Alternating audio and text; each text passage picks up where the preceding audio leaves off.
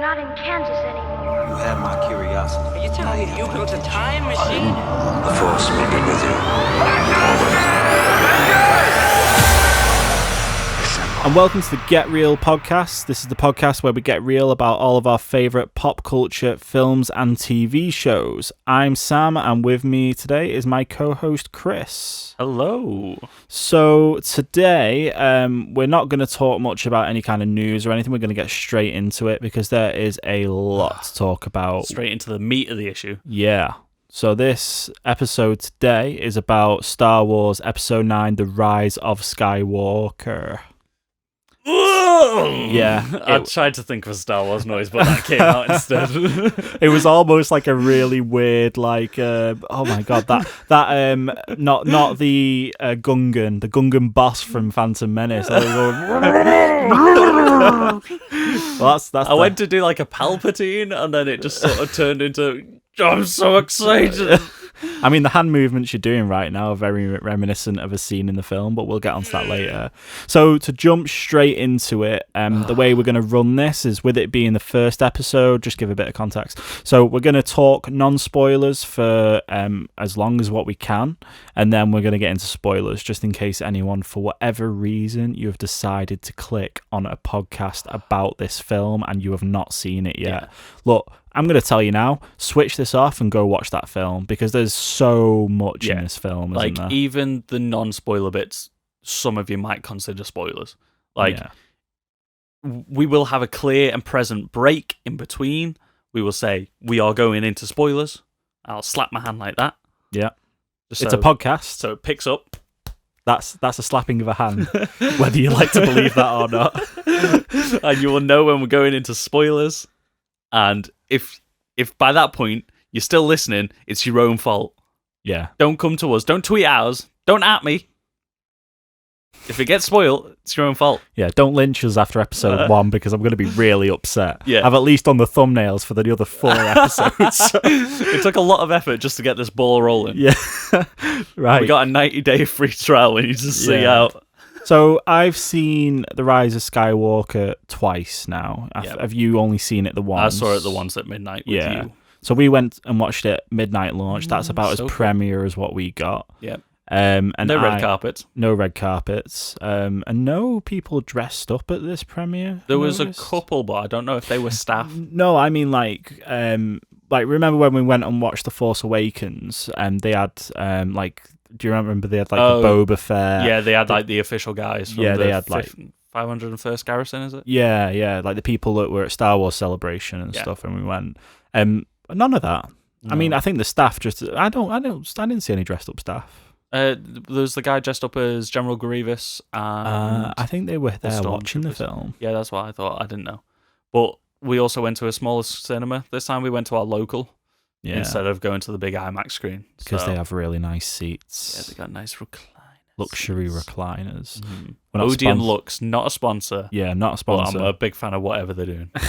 Okay, so let's touch on box office then. So this film has, obviously, it had a bit of a critical response from the beginning, didn't it? It was a little bit split. So some critics were saying that it was great. Some critics there were some really brutal reviews on it. I can get the scores up if you want. Yeah, I mean, the Collider review that I saw, and by the way, I listened to Collider, really like Collider, but it was so brutal. I don't want to quote it because I can't remember off the top of my head. Which was that That's round table after the 4 of them had seen it? No, that was the one that I sent to you. It was before. It was like initial reactions, but it was really brutal. No, I didn't see that. Yeah, I mean, that was the one where you said I sent it and you were like, I didn't want to see anything. Yeah. Do you remember? Yeah. I remember you sending me the headline. You might have just scrolled scrolled past it, because you didn't want to read it. Yeah, I was on media blackout. Yeah, so what sort of scores is it sitting on? So, currently on Rotten Tomato, we say tomato here. Tomato. Rotten Tomato. So the critics score is 56%. Certified rotten at the moment. Oh no! With the critics score. That's under 376 reviews, whereas nearly 40,000 audience reviews, it's at 86%. So that means Which I think is a lot higher than The Last Jedi. Yeah, well, I think it was the other way around with The Last Jedi, right? I mean, critics really liked it, and then fans were really uncertain on it. And I just want to get out there now that I was a little bit. I liked the film. I really liked it. I thought the action and everything was really good. But I really like the second watch for me was like, I don't know. It's hard to talk about without talking about everything that happened in it, but a lot happens in this film, right? And when you first watch it, it feels super, like it does feel rushed. Yeah, but, I think it's not a spoiler to say the first 20 minutes take off at breakneck speed. Yeah, and then by the time I went and watched it the second time, I don't know whether it's just because obviously you know what's going to happen, but you definitely digest everything a lot better, and it almost feels like it's a lot slower the second time round. Personally, I wouldn't have minded if this film was 3 hours. I think it should have been, but it's not very Star Wars for it to be a 3 hour long film. I think the first 20 minutes as well was almost JJ trying to catch up to where he wanted it to start almost. So it did take off fast, but it was nothing that I didn't like. I love films that just get into it. Like, it's a Star Wars film. It's the 9th film in a series. We know what's going on. Like, you don't need to set up the groundwork too much. So just get the story rolling as quick as you can, especially because this film covers so much and it ties together 9 films, in my opinion, pretty damn well. Like, you just want it to just roll. Yeah. So at this point, the film's been out for like what, 4 days? We're on Monday now. So it came out on Thursday in the UK. Yeah, well, we watched it. Oh yeah, so that's 5 days then. Yeah, we got it a day early in the UK. Yeah. So we've sat on it for 5 days. In terms of its open and its box office figures, I don't think it's not actually doing as well as what The Last Jedi did, but I mean it's still doing really well, isn't it? It's still doing Disney level well. I think with The Last Jedi being so divisive, that's maybe what's hurt the box office. Maybe it'll spike a little bit later. Maybe people aren't rushing out to see it as quickly. I think it's probably the critic response that's done it. Possibly. I think there was a lot of hype for the film before it came out, and I think that now that critic responses have come out, that everyone was like a little bit hesitant maybe. And don't forget, a lot of this is going to be rewatchability, isn't it? So I think maybe people have watched it, been very split on it and how they felt, and maybe not gone and watched it again and gave it that second watch. I know I'm going to go see it a second time. I just haven't got around to it. I think it really needs it. I think it 100% needs a second watch before like you decide to write it off as a film, because I know people felt really strongly about it. At certain bits, I know there's people that were like shouting at cinema screens and all sorts that I've seen online. So just cover off in terms of box office. It's domestic open. That'll be US domestic. Yeah, I think it was 179 million. And I think worldwide it's on track for something like 370 odd or something. Typically it's about double, isn't it? I mean, these numbers to me are just like crazy. I mean, it doesn't really make a difference. Can we find out the budget for the film? No, I think it's because they're still spending it on marketing. Yeah. Well, normally the budget that you get is before marketing anyway. I don't know. But they normally sit around 200 to 300, don't they? So it's still like a massive win. Yeah, like, it's still making money. Yeah, you're never not going to release a Star Wars film and it not be a massive win. It's not a failure by any point. I think it's just it's not what The Last Jedi, not what The Force Awakens did, but The Force Awakens was the first film in a brand new trilogy. Yeah. People who like have the bare minimum like interest in Star Wars went to see that film because it was the brand new. It was the first part. It was the first part of this new trilogy. Yeah. So, what did you think of the film overall? Yeah. One viewing, I left it and I thought I loved it.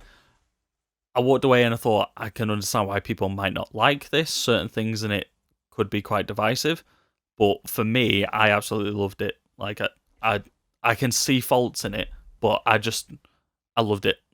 Like, I'm willing to overlook like sometimes glaringly obvious issues, but nothing that I can't write off, like sort of sweep under the rug because I am a Star Wars fan and I just wanted to be engrossed in a story, feel emotions, go on an epic like star battles. I'm losing my words. Like big epic space journey. Like it's space wizards with laser swords. And that's exactly what it was. Like It wasn't trying to be anything more than it was. Like, it felt like a Star Wars film. It felt a lot like Return of the Jedi. Yeah, it definitely had those same echoes in it, right? Like a bit almost like how The Force Awakens had obviously a lot of echoes from A New Hope. Yeah. This did have a lot of scenes, especially I'd say towards the end of the film, which kind of mimicked that. Yeah. Without definitely. Spoilers, like, it leans heavily on the past. Yeah. Like, things that have happened before. Yeah, we you get a will lot. see correlations to. Yeah, we get a lot of answers. So you leave this film with a lot of answers, which is not necessarily answers that you're gonna like. Depending on what you wanted.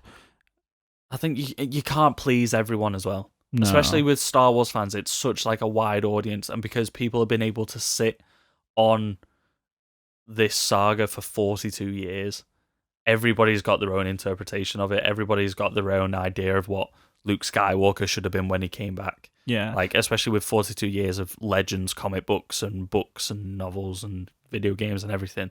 There was like 7 different plot lines of what happened to Luke after Return of the Jedi. And then they've kind of cherry-picked little bits here or there and taken it in a brand new direction as well.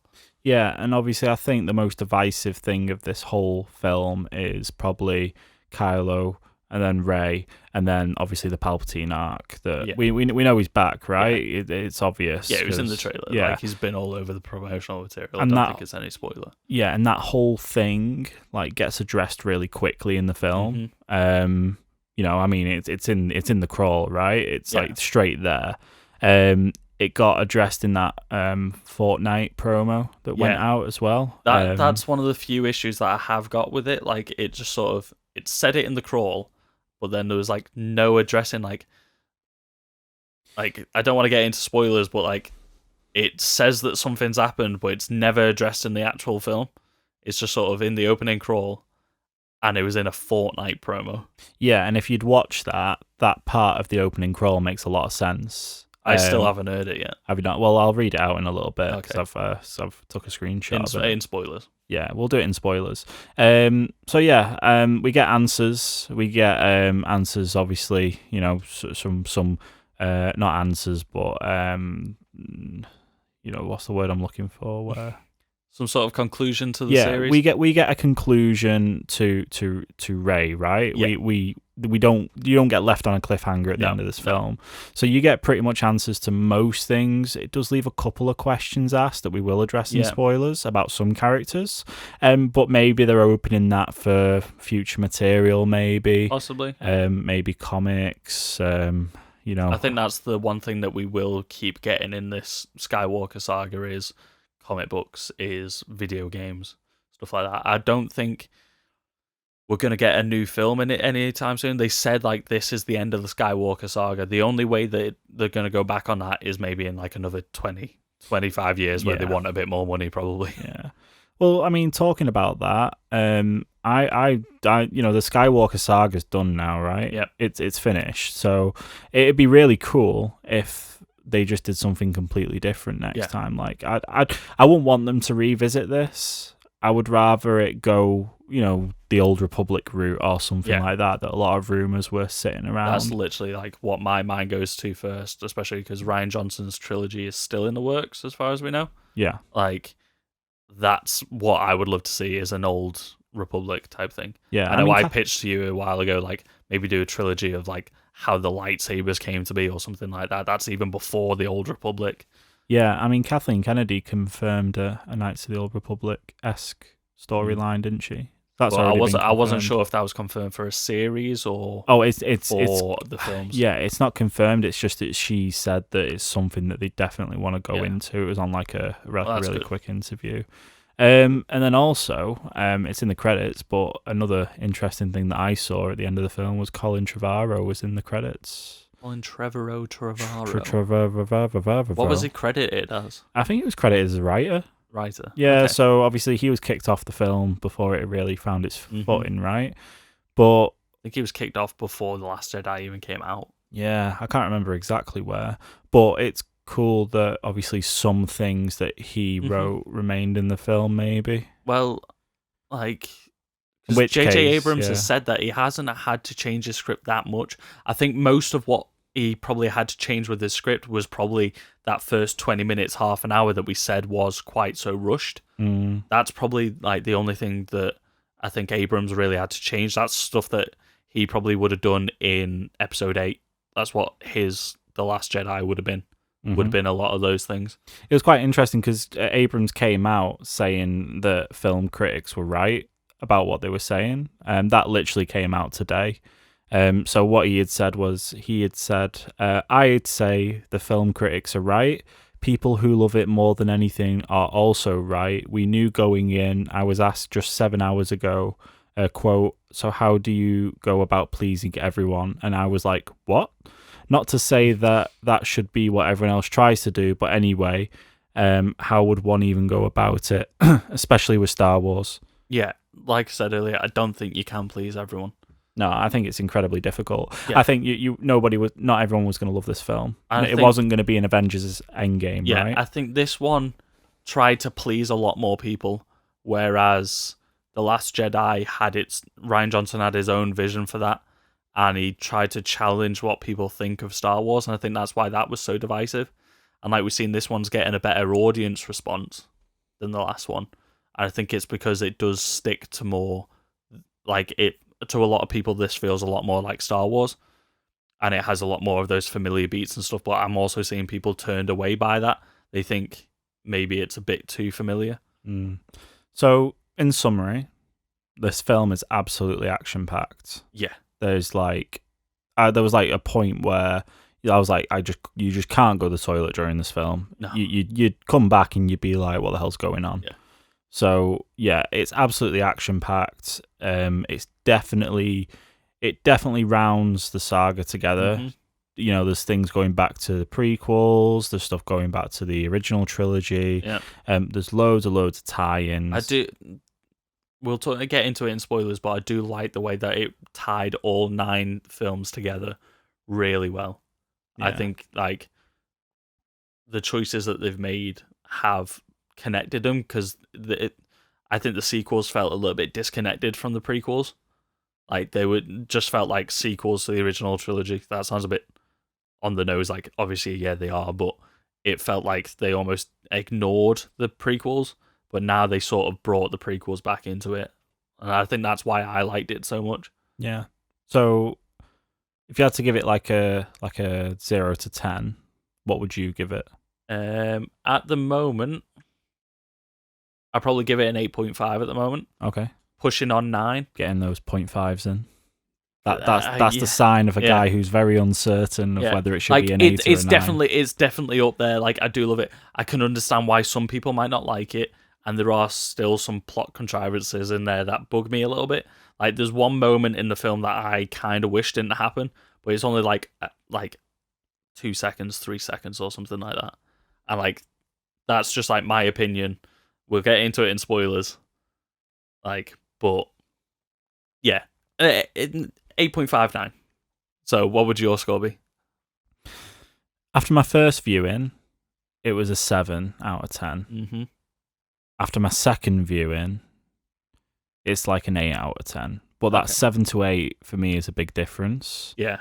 It's still got flaws, but the film was kind of set up for that anyway.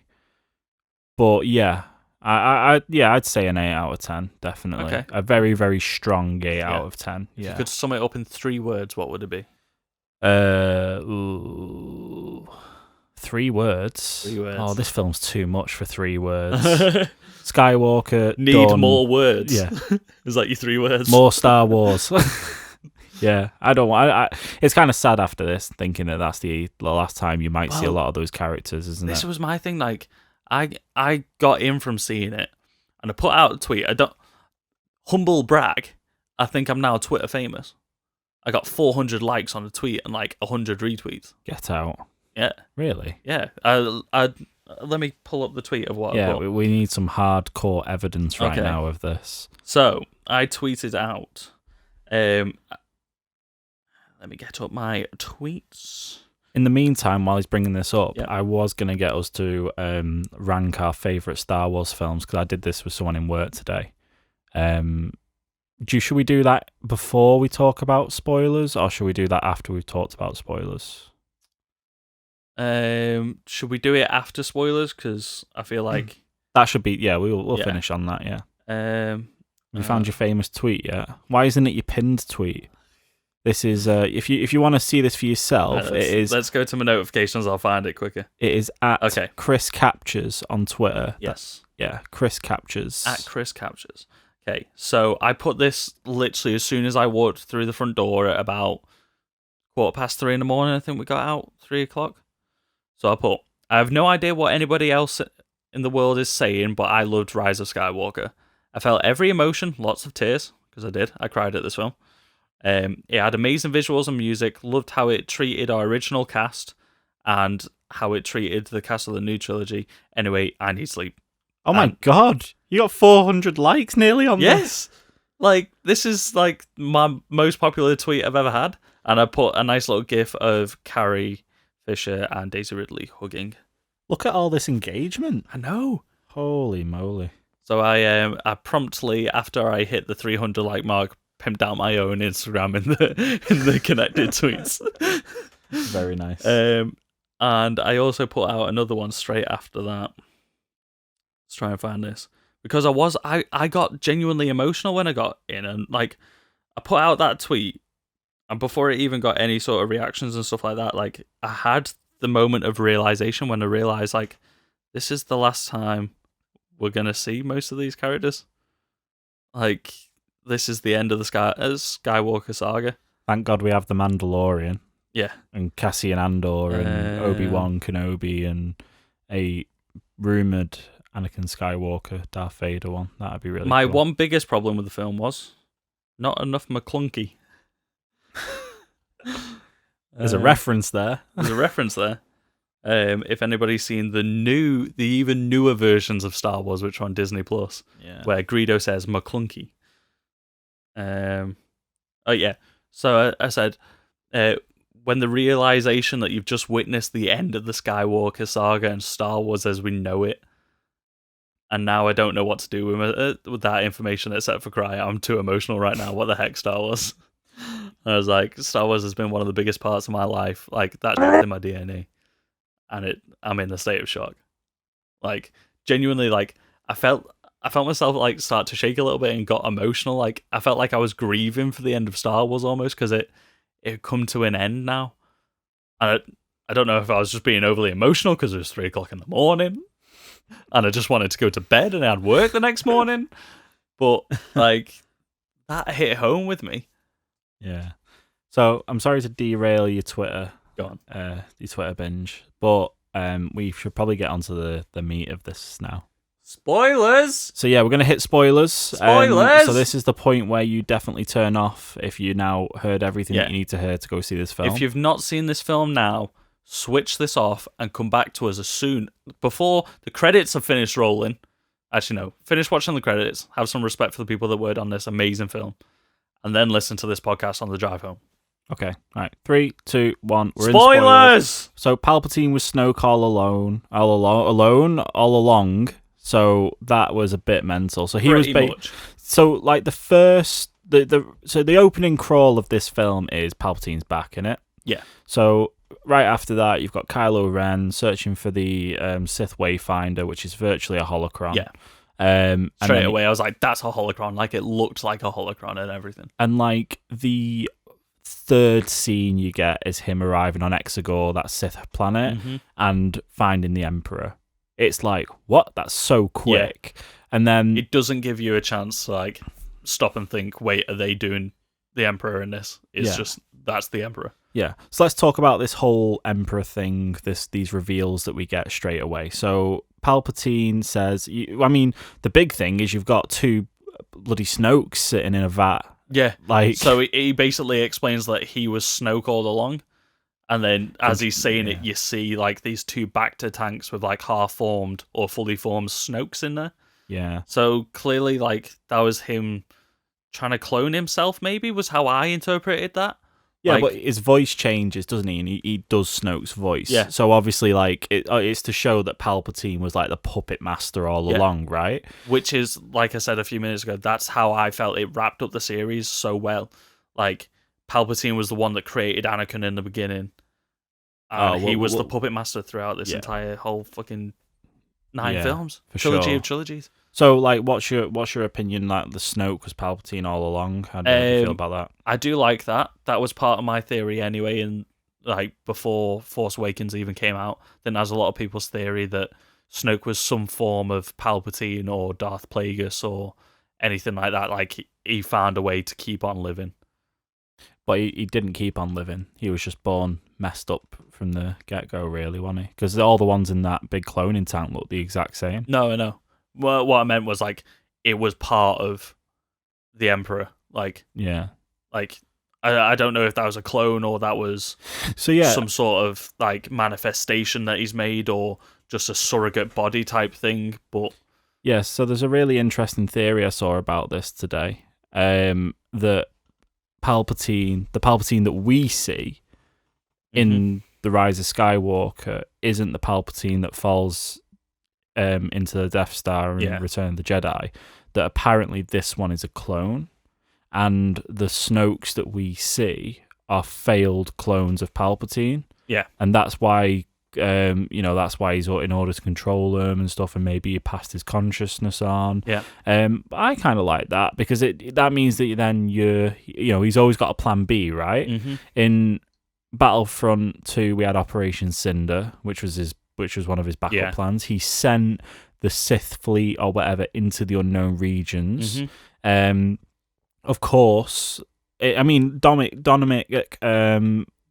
The guy from Lord of the Rings, Dominic Monaghan, his character literally says, "Old Sith tech cloning." You know what I mean? Yeah. They put that in there. Yeah, it's like Attack of the Clones. It's all set up. Everything in this film is somehow set up by something else in the 9 films. Yeah, so there's no way that I don't know. I don't see him surviving the fall into that. But I see that potentially there was a clone, and that's maybe why he built a clone army. He ordered the construction of a clone army as a test for it. Well, that's the thing, we're getting really out there. That would have happened, 20, 30 years before Return of the Jedi? Yeah. So he already knew that was possible in some way to clone people, whether he had the full technology or not. Like, that was in his mind somewhat because he ordered the original clone army. So when he sent off his fleet into the unknown regions, he could have sent trial versions of clones. That's how I perceived it. Yeah. Like, and he's got a way through the dark side of the Force because essentially after he was dead, the dark side was almost closed off. So there was like an imbalance in the Force. So he was able to still keep living in, because they have the whole thing of like the rule of 2 with Siths because they don't want to share the power out almost. They don't want to share the dark side. And there's like apparently like thousands of Siths living inside of each Sith. So maybe he kept living within the dark side of the Force, the same way that Force ghosts can keep living. Yeah, I mean that's the big thing at the end, isn't it? That he says all the Sith live in me or whatever. But we'll get to that anyway. Yep. Next big thing is Rey's lineage. Biggest spoiler in this, I think. Yeah, that's definitely the biggest spoiler. That she's a Palpatine. How did you feel about that? Just summarize that really quick. How did you feel at that point when Kylo revealed that she was a Palpatine? When I first heard it, I was fine with it. Since I've sat on it a little bit, I'm like, I didn't really see where that came from. Like, that felt like that just kind of popped up in this film. Like, that was one of the contrivances that I feel like I've got. Like, it didn't feel like it was any way set up. I'm still glad that she's somehow related to the overall story instead of she was just a Junker's daughter. I didn't mind that, but I always thought he was lying in The Last Jedi when Kylo Ren says, like, you were nothing, you were sold for drinking money. Like, I thought that was a lie. He was trying to mentally break her to take her to the dark side. So I never believed that in the first place. But being Palpatine's granddaughter, like, if, like, maybe he had manifested her, like, that was my sort of theory after I found out there was something going on. But he couldn't Did he have, manifest her? Because it was his granddaughter, right? Yeah. So his son, Yeah. and they must have had like I don't know. I don't see that happening. Right. So in the comics, Palpatine manifests Anakin inside of Shmi Skywalker, right? So, I mean, that could have happened, or it could just be blood lineage. Yeah.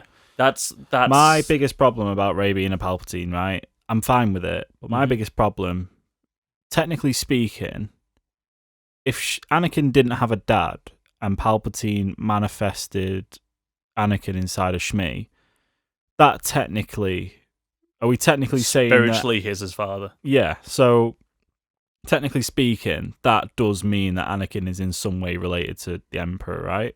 Yeah, which then means that they are all related. That means then that Luke is technically, in a way, related to the Emperor. Yeah.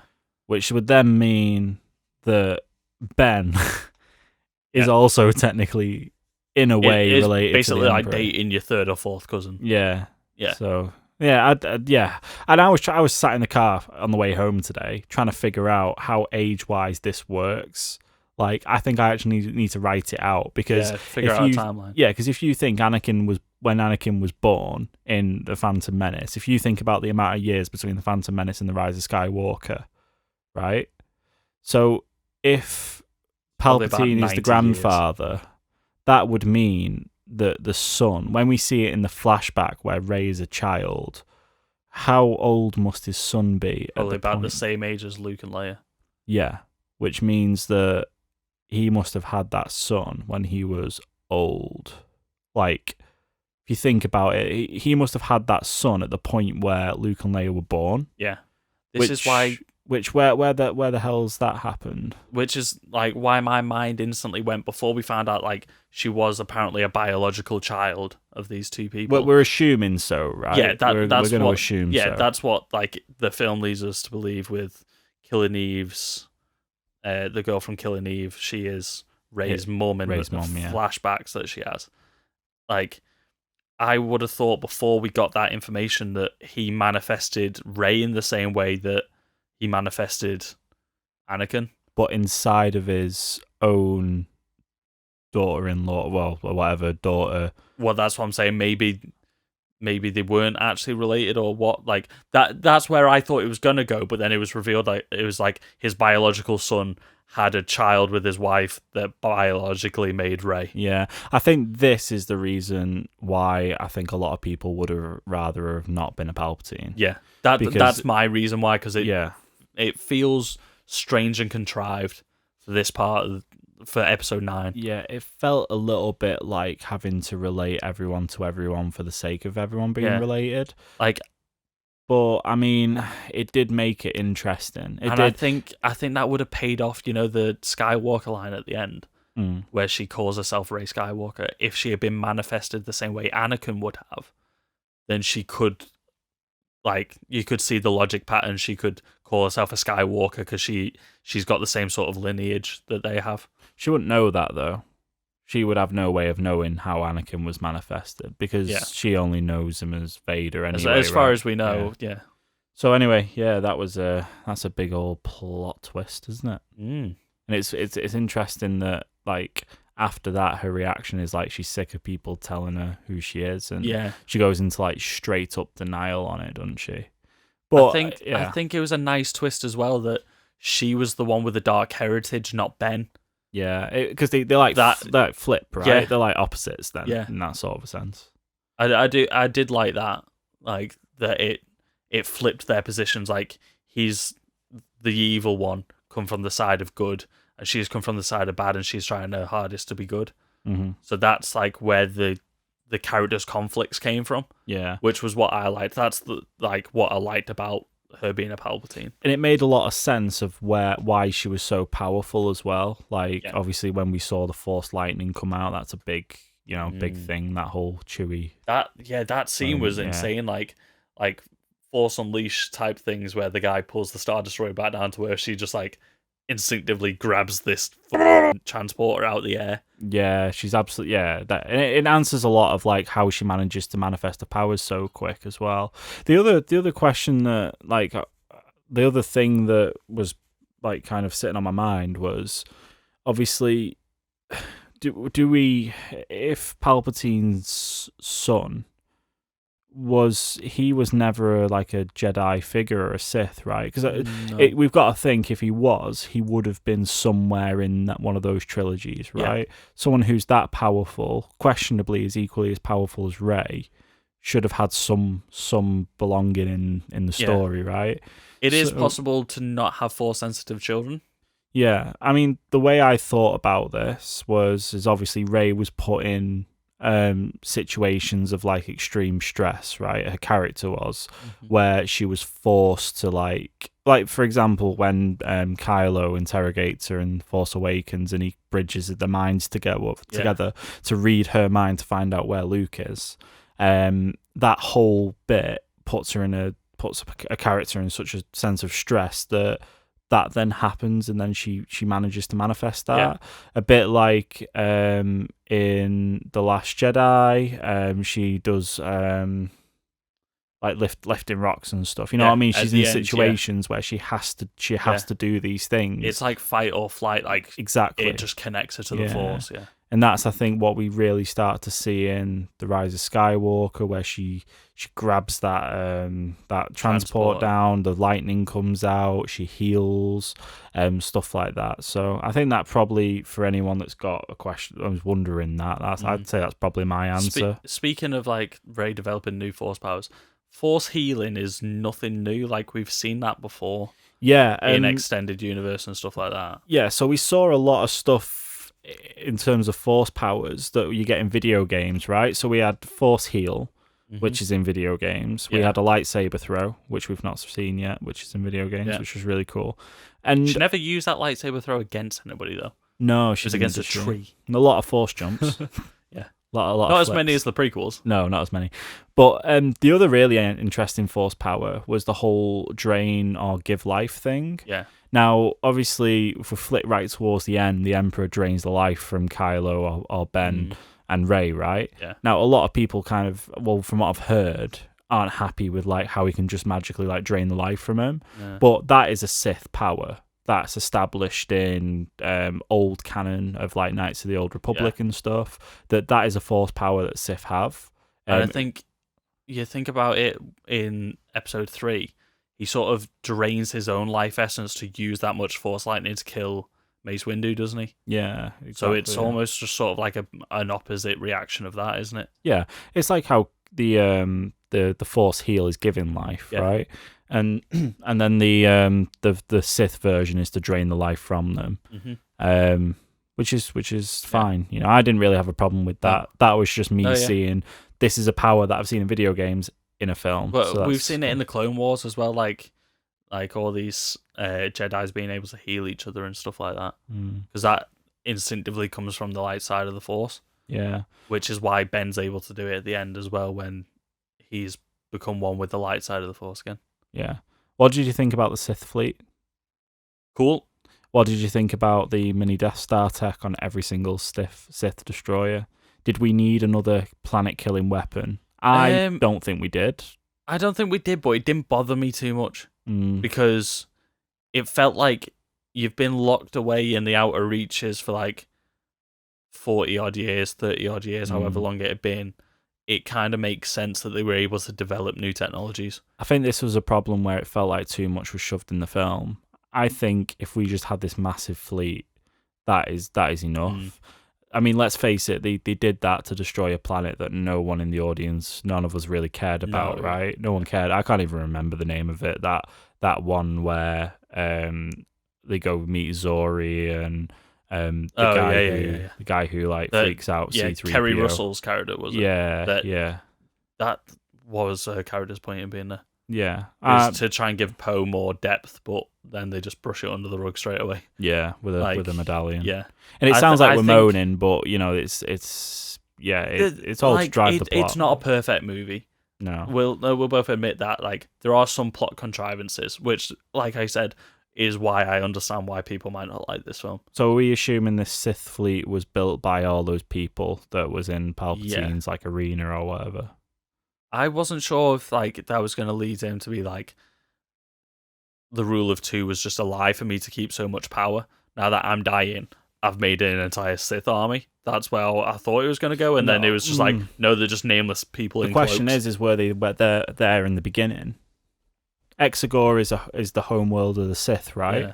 They could have been there all that time, and then just when Palpatine comes along, because Sith aren't necessarily Sith. Every single Sith doesn't have to be a Sith, like in the sense of the Force, right? They can just be cultists, followers, worshippers, extremists, whatever. A bit like how we have a Sith bounty hunter, Ochi, and stuff like that. He was a Palpatine's bounty hunter, wasn't he? Which one was he? He was the guy who killed Rey's parents with the Sith dagger. Yeah. He was a bounty hunter, but he was a Sith bounty hunter, but he wasn't necessarily a dark Jedi. It's just sort of like on that morality scale, they're on the chaotic side. Yeah, like, exactly. Yeah, they may not be force sensitive, but they still lead the world towards the path of dark, essentially. Yeah. So an interesting fact about this fleet, which you asked me about before, was the whole Revan being canon again. So I don't know whether it's part of the visual dictionary or whether it's just something that got shared about talking about it. So the way this works is these Sith troopers in the red, right? Which, by the way, look very cool. Yeah. Very cool. Barely in the film. Yeah. And don't seem any more dangerous than normal stormtroopers. Slightly better aim. Yeah, slightly better aim and a little bit more menacing look. Yeah. The guns sound a little bit different. Mm-hmm. It was a shame we didn't get a proper look at those like Royal Guard ones that were guarding the Emperor. But so basically the way this worked is each division of those Sith troopers was named after an ancient Sith. Okay. So we had a couple of names and stuff that I saw, but one was the Revan division. Where did you see this? It was like an excerpt. It was part of like something that popped up on Facebook, but I'm sure it was an excerpt from the visual dictionary from the Rise of Skywalker. Okay, so it didn't get name dropped in the film. No, it's not. I was going to say because I didn't catch any of them. It's not name dropped in the film, but so were they named after like Darth Revan, Magus, or them lot? Yeah, I am just trying to. So this is extended universe stuff from like the Old Republic and some of the old novels of like other dark side users. Yeah, but this is like, if this is correct, this is them bringing Revan back into the canon. Yeah. Which is going to be extremely exciting. As you know, I'm really into the Knights of the Old Republic games. But it's incredibly cool. I'm really trying to find a source for this again, but I really can't remember where I had seen it. No, I'm not going to be able to find it again. But incredibly cool if that is this. If we can find it, we'll post it on the Twitter. Yeah, for sure. So after that, next thing. So obviously the big deaths and fake outs of the film. We didn't really get that many, to be fair. I mean, we got Kylo at the end. We had Kylo at the end. We had Kylo when he got stabbed by Rey as well. Oh yeah, a double fake out. Yeah, double fake out with him. He died twice in this film. Greedy guy. Yeah. Getting all the emotional death He scenes. died once. He nearly died twice. Yeah, I think Adam Driver. He nearly died twice, but then he actually did die once. Yeah, Kylo Ren which died. Was different. Yeah, Kylo Ren died. Ben lived. Ben Solo. But then only died in the end. What did you think of? We haven't really talked about any of the emotional beats yet. Han Solo coming back to greet him. Yeah, Death Star. Even second time round, I thought that was really. That hit me in the feels. That was a really nice scene. Like, it was really, really cool. I think any of the big emotional beats in this hit me. Like, they worked for me. So, like, the way that it played out is a perfect mirror of what happened in The Force Awakens. Like, it's almost as if Han sort of, like, knew what was happening in The Force Awakens. Yeah. I think the emotional bit that didn't was the whole Kylo dying after that kiss. I think that was just a little bit, like, sudden. Like, he just kind of, like, fell back and... Yeah, I didn't... that's a whole different thing for me. Like, I didn't mind him dying. Like, he felt like his arc was over. Like, he was redeemed. I kind of wish that he did survive, but my big issue with that was the kiss. Yeah. Like, I know they are bonded, I know they are connected, but I've never felt romance between them in any of these three films. I've never felt romance. I've felt, obviously, their strong bond and their strong connection, but I never once thought it romantic. So when they actually did kiss, that was the only moment in it that felt really Disney for me. You weren't on the Raylo train then? I wasn't on the Raylo train. No. Choo choo. Like, I would have accepted it probably more if Rey and Finn had kissed, or Rey and Poe seemed more likely like they were gonna kiss. Like, the bromance was strong in this one. Yeah, like a really angry, like giving each other crap. Yeah, like a man kiss, like. Yeah, that's like cool. Yeah, give me your jacket, thanks. So I think what kind of hasn't been mentioned a lot is the whole thing with Finn in this film. So just before we leave Kylo and Rey, where did you sit on the kiss? where did I sit? Yeah. To me, it wasn't romance, right? I saw it as like that was like gratitude, like for bringing her back. Yeah. I don't know how else she would have reacted. That's how I'm trying to rationalize it. Sort of like, I think that's what it meant something. to be. Yeah. I think that's what it meant to be. Yeah. I don't think it was meant to meant to do a little bit of fan service to the Raylo stuff, but I think it was just gratitude. Yeah. That's how I wanted to perceive it, but I can't seem to, like, it seems like more than just like a thank you kiss. Like, it felt more. Yeah. And that's just because the actors are good at selling it. It wasn't like an Anakin Padme kiss at the end of Attack of the Clones, though. No, not quite that much. No. Well, we can all live without putting that back in our brains, though, I think. So, yeah, I think, back to that. So, I think a big thing that got missed out in this film was Finn, and I think the second time round, you really start to pick up on that. So, there's a point in the film where they're sinking into that, quicksand, right? Yeah. And Finn's like, oh, Rey, I need to tell you something. And then it comes up again. Yeah, I've just realised that they never sort that out. You know what I think it is? I think it's that at the end, Finn senses when Rey dies, right? And before she comes back to life. Yeah. I think Finn has totally been force sensitive the whole time, and he's having those same like things that Rey had. Yeah. And I think you see that throughout the film where Finn like just totally is loyal to her.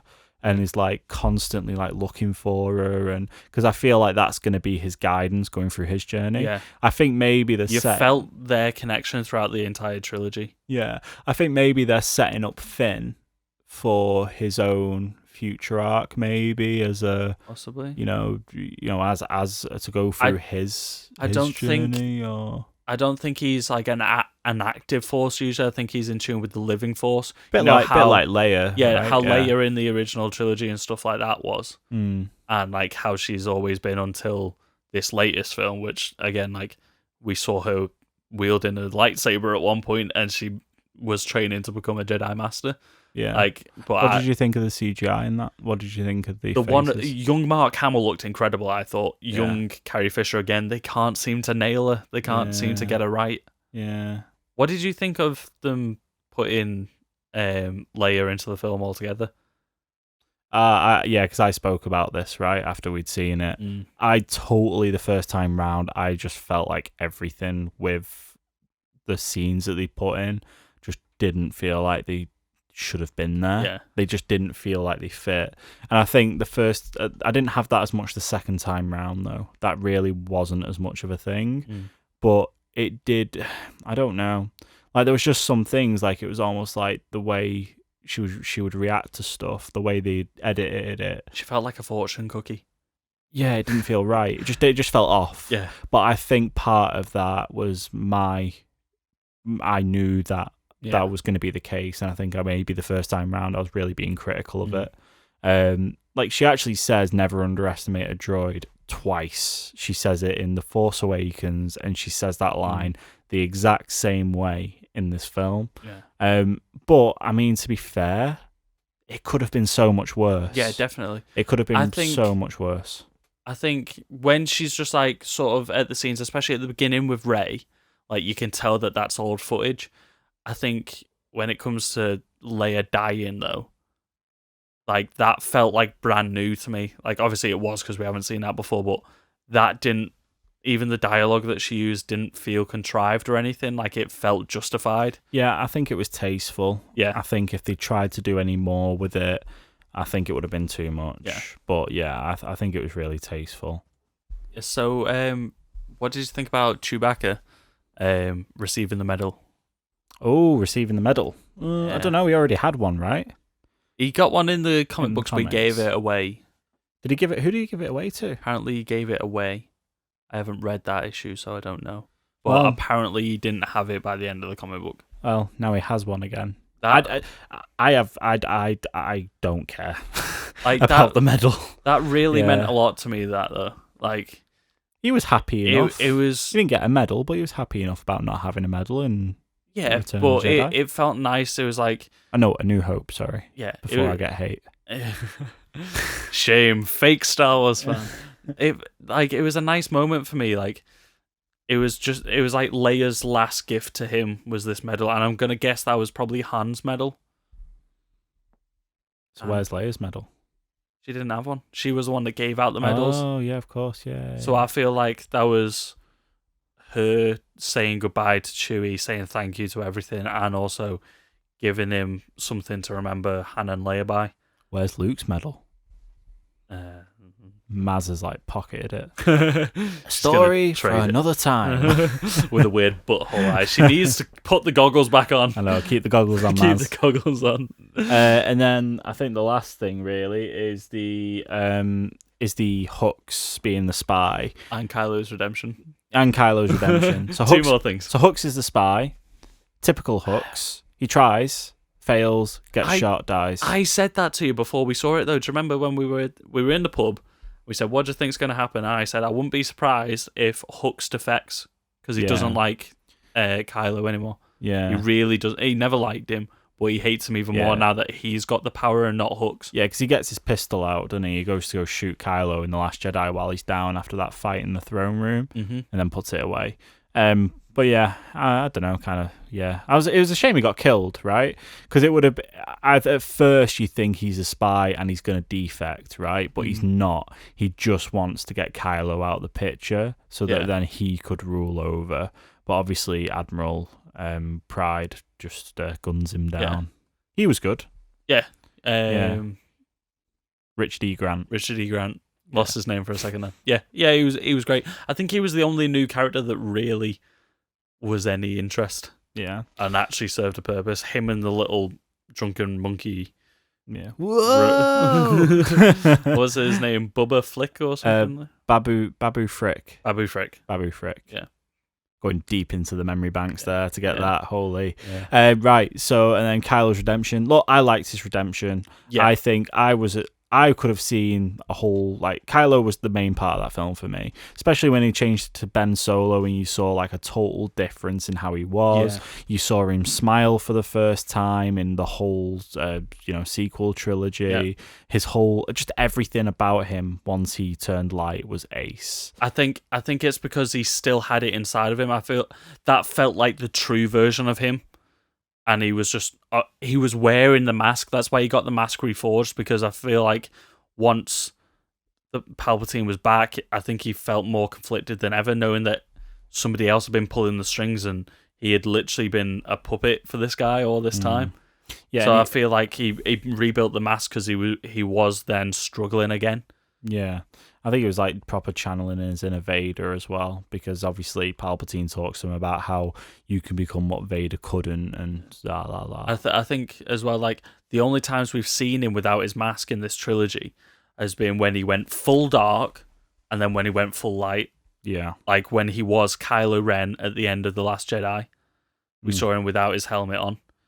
When he killed or helped kill Snoke and took over the First Order, and then at the end when he was Ben Solo.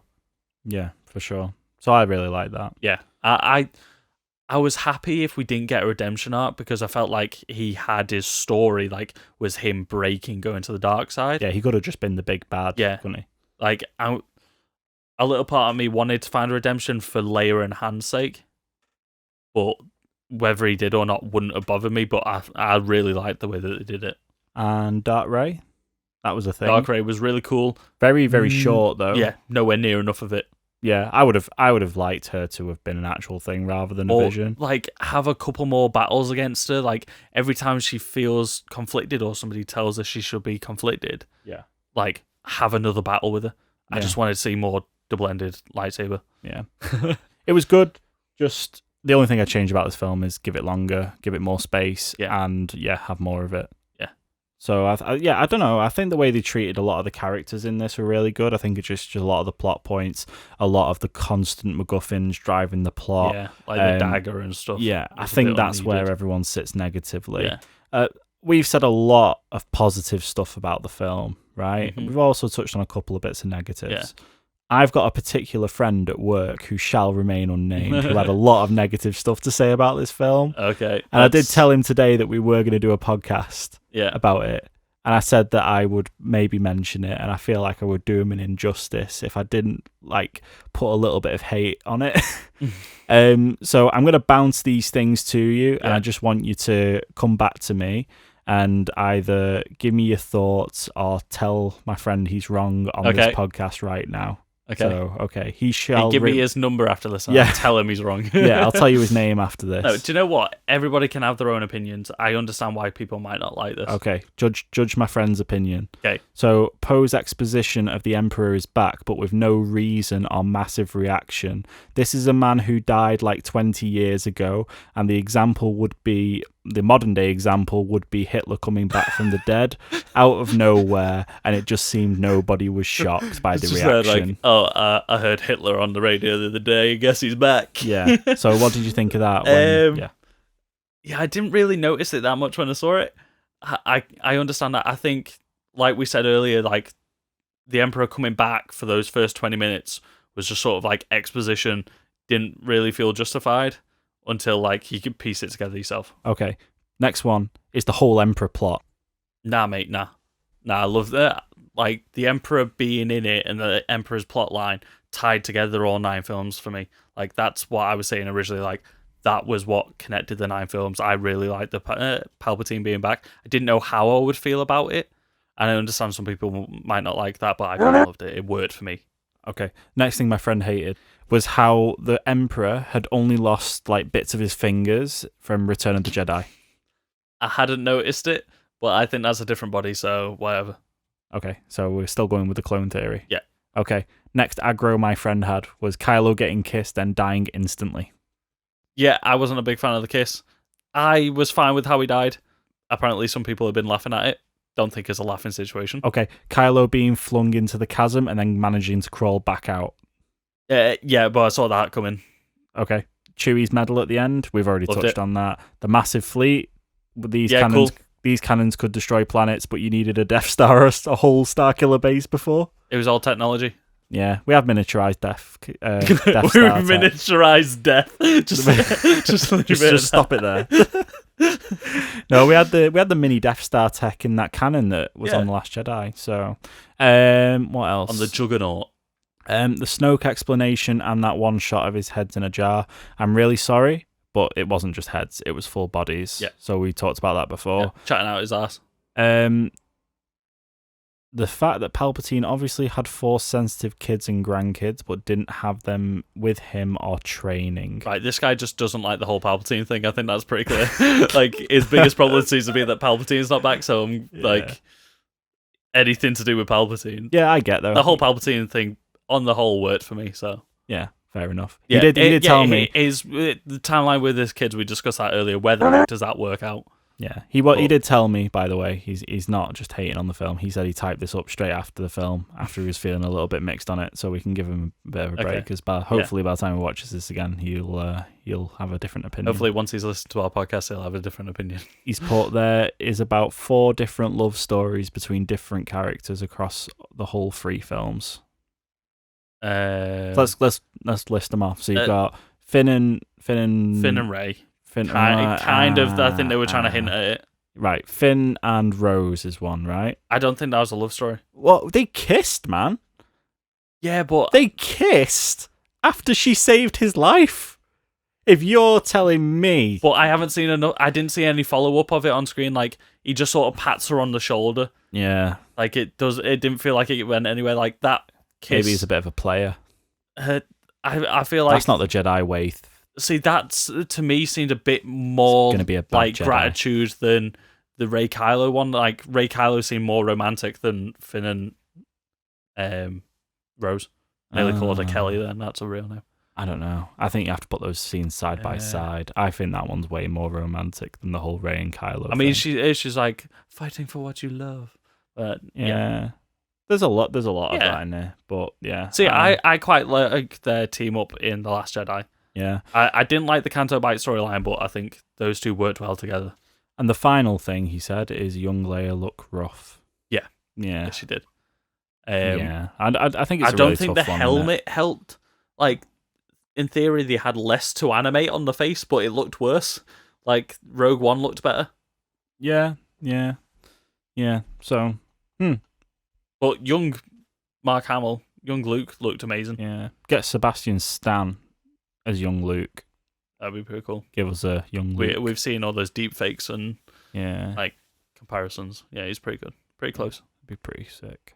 Okay, right. We want to try and keep these episodes like about an hour, but obviously there's that much in this film that we've droned on a lot. Like, so I don't think we've stated this properly, but Star Wars is probably our favorite franchise out of everything. We're unbiased. Ever. Like, we are massive Star Wars fans, so we're totally you're lucky biased. this isn't 7 hours long. Yeah, we could talk a lot more, but we're really trying to control it, especially with it being episode 1.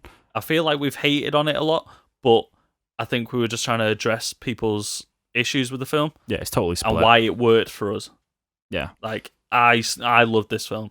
Look, you don't Really need did. to justify your hate for the film. You also don't need to justify your like for the film. I Just it is what it is. Yeah, feel however you want. Don't try and change other people's opinions, though, I think. Amen. So now we're done that, I'm going to really judge your opinion. Why don't you rate your Star Wars films from favourite to least favourite? No. Are we including spin-offs? No. Okay. Just saga I was films. going to say, because that would have gave me a bottom one very easy. Yeah.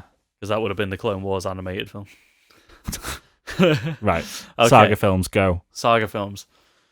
Don't need any big explanations for why. just do it. You can explain it a little bit, but yeah, go for it. Attack of the Clones. Whoa, this is your most favourite. No, that's the least favourite. I'm starting from the bottom. No. You want me to go favourite first? Go favourite first. You're killing me, man. Do you want me to go first? Yeah, you go first. Right, I'm going to go first You dropped because this I on did me. mine today. Okay. Right, my first one is super controversial, but I've got a good reason for it. Hey. So my most favourite film, Can I guess it? yeah, Revenge of the Sith. no, Oh, okay. it's The Last Jedi. Okay. My favourite film, my favourite Star Wars film from the saga films right now is The Last Jedi. Okay. Reason being is I think visually, I think it's an amazing film. Yeah. I think there's bits where you've got, those walkers where they shoot on Yeah, Luke. the bit on You've got, Crete enough. yeah, you've got that badass moment on Crate with Luke. You've got the red sand coming up from the skimmers. It looks amazing. I think visually it was the most striking out of the 9 films. Yeah, it's definitely the most cinematic of the 9 Yeah. films. You've got the Holdo maneuver, that whole reaction in the cinema where it went silent, and we just heard those people like just go whoa, like that. We were just like hitting each other on there. I was like, yeah, so sick. And then just things like that what's it called? The thing at the beginning that it goes to fire down on the Resistance base, the dreadnought. Yeah, Dreadnought. When that dreadnought comes in, the sound and just the sound design of it. Why do bombs fall in space, Sam? Well, I don't care, man. It looks cool, and I think the whole Poe doing the handbrake turn on the X. Look, there's just so much sick stuff in there. It's such a good film. And there's so many feel good moments of action in that film. That's why it's number 1. Okay. Number 2 goes Empire Strikes Back. Okay. It's got to be. I've got a thing for AT-ATs and walkers apparently because of clearly. these 2 films. Yeah. Then I would go Return of the Jedi. Okay. Then A New Hope. I would then rank my... Oh, hang on. No, I've missed off. So I'm going to take off... Did you not make a list? No, I didn't write down Okay. the list. I'm remembering it. I'm going to knock off A New Hope. And in place of it, is going The Rise of Skywalker. Okay. Then A New Hope. Then Revenge of the Sith. Then The Force Awakens. Then Attack of the Clones. Then The Phantom Menace. Okay. Done. Nice. Phantom Menace, for I me, would I just not think- willingly rewatch. I just will not willingly rewatch that film.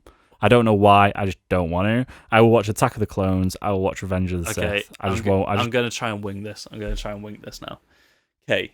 Number 1, my favourite one for me, probably going to be Empire. Okay.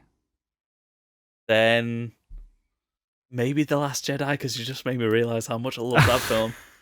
Like, and because it was different, like, I felt Rian Johnson really trying to do something new with it. Return of the Jedi and New Hope. Knuckleheads for me. Like, I used to have to choose between Return of the Jedi and Empire Strikes Back as to which was my favourite. But now I think I've matured and Empire is my favourite. So probably Return of the... Oh, no, but New Hope is where it all started. Come on, you're on the clock, mate. Okay, New Hope, Return of the Jedi. I've left Rise of Skywalker off. It was a lot easier before we had a sequel trilogy. It was. If it was just the original 6, I could tell you. I love the new films because but I don't know if I love them more than the original trilogy. So I'll probably say Rise of Skywalker, Revenge of the Sith, Force Awakens. Yeah. I really liked Force Awakens as well, though. I feel like it should be high. Trying to rank 9 films is difficult, man. Okay, and then Phantom Menace, then Attack of the Clones. Oh, you like Phantom Menace more than Attack of the Clones. The dialogue in Attack of the Clones is painful. Yeah, but Clone Troopers. Yeah, but that speech about sand and the CGI apple. You can't. But pod racing and Darth Maul. Yeah, but Darth Maul isn't the Darth And Liam Maul. Neeson. Isn't the Darth Maul that we're getting in like Rebels and Clone No, but he was Wars saying, like, and- when he's prowling like a hungry tiger across that like red screen, and then like Qui-Gon's just like meditating. Like Duel of Fates is iconic. Yeah. Like, all right. Like Attack of the Clones. Cool. I won't Yeah, judge. yeah. I won't judge. Everyone's got their own opinion. I think I've come to love Jar Jar Binks now. On that note, He's for kids. I was a kid when I watched it. I understand how much I liked him back then, and then I got older and I hated him. And now, like, if you show Jar Jar Binks to a kid now, they would still love it. yeah, true. Questionable. Questionable racial stereotypes in there. Okay, so Yeah. let's wrap it up then. So, where can people find us? They can find us at Get Real Pod on Facebook, Twitter, and Instagram. And our email address is getrealpoduk@gmail.com. Send us any reviews. Send us your thoughts and opinions on The Rise of Skywalker, especially on Twitter. And maybe we'll read them off next episode. A scout started to come out a little bit then. Did you hear it? Yeah. Okay, any recommendations for future films and stuff? Yes. We've got a big list of things that we're probably going to watch and review, but we're always open to other Yep. bits and bobs. If you're a fan of Star Wars, we will be covering The Mandalorian soon, Yes. as well as everything else that's coming out lately, The Witcher, everything that's coming out in January. Yeah, we've got a lot. We'll get round to it all at some point. And it's also the Christmas period, Yes. so we're going to have more than enough time. Yes. And we have got the greatest gift of all, this podcast that I give to you and that Chris gives to me. Merry Christmas. Merry one and all. Christmas. Happy holidays, everyone. Happy holidays. Make sure and you a leave Happy it- New Year. Make sure you leave a rating and a review on iTunes. Well, It's not iTunes anymore. Apple Podcasts, Google Podcasts, Stitcher, wherever you listen to your 5 stuff. stars, thumbs up. Yeah. It really helps us out. Obviously, being episode 1, this is brand new for us. Mm-hmm. Any support at all, any feedback, please just give it to us so that we can improve and make this more better. I think the best make place. this more better. Let me just fix my English before that. Make this better. Yep. Yes. Yes. Okay. Best place, like we said, is Twitter. Get in contact with us there. Leave us your quick 250 character reviews and any help. Cool. Yeah. Right. Well, happy holidays, everyone. Yes. And Have we'll a happy new year. Stay safe. And we'll see you next time. Bye. Bye.